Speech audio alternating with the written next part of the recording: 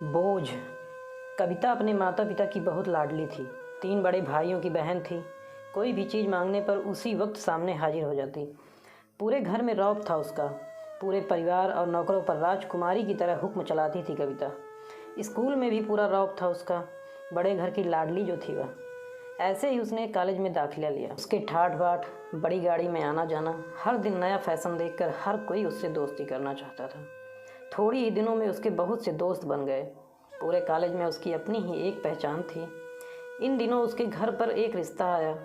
खानदानी लोग थे और पापा की पुरानी जान पहचान थी उनके साथ। कविता के साथ कोई ज़बरदस्ती नहीं थी, पर कविता ने फिर भी हाँ कर दी, क्योंकि वह अपने परिवार से बहुत प्यार करती थी। वह जानती थी कि वह लोग उसका अच्छा ही सोचेंगे। लड़के का नाम राज था। राज काफ़ी पढ़ा लिखा और समझदार लड़का था।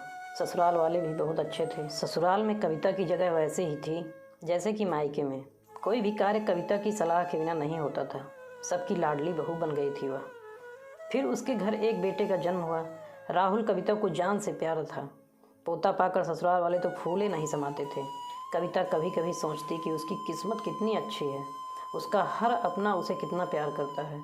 चाहे जीवन में कैसा भी समय आए, मेरे अपने हमेशा मेरे साथ हैं। मैं कभी अकेली नहीं हो सकती। कितनी खुशकिस्मत हूँ मैं।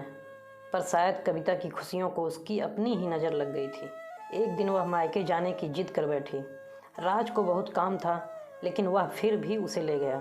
रास्ते में उसकी गाड़ी अन्य गाड़ी से टकरा गई। कविता, राज और राहुल बहुत बुरी तरह से जख्मी हो गए। काफ़ी दिनों के इलाज के बाद राज और राहुल तो ठीक हो गए, लेकिन कविता पूरी तरह से ठीक ना हो सकी। सर पर चोट लगने के कारण वह अपनी आँखों की रोशनी खो बैठी। अब कविता की किस्मत जैसे उल्टे पांव चलने लगी थी। मायके वाले कुछ दिनों तक उसे मिलने आते रहे, फिर कभी कभार फ़ोन ही करके पूछ लेते कि अब कैसी हो। धीरे धीरे ये सिलसिला भी कम हो गया। ससुराल वालों की सहानुभूति भी कम होने लगी। घर में किसी को पास बैठने के लिए कहती तो जवाब मिलता, बहुत काम है, अब तुम भी तो हाथ नहीं बटा सकती। राज भी चिड़चिड़ा हो गया था।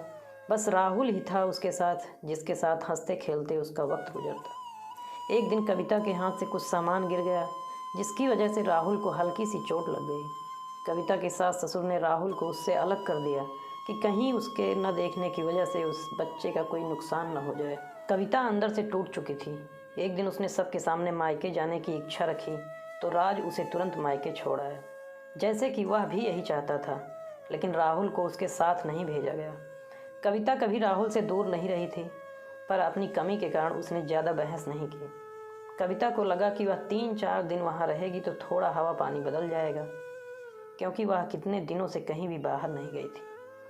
घर वाले भी इतने दिनों बाद उसे देखकर कितने खुश होंगे। कविता के घर पहुँचने पर सब लोग बहुत खुश हुए।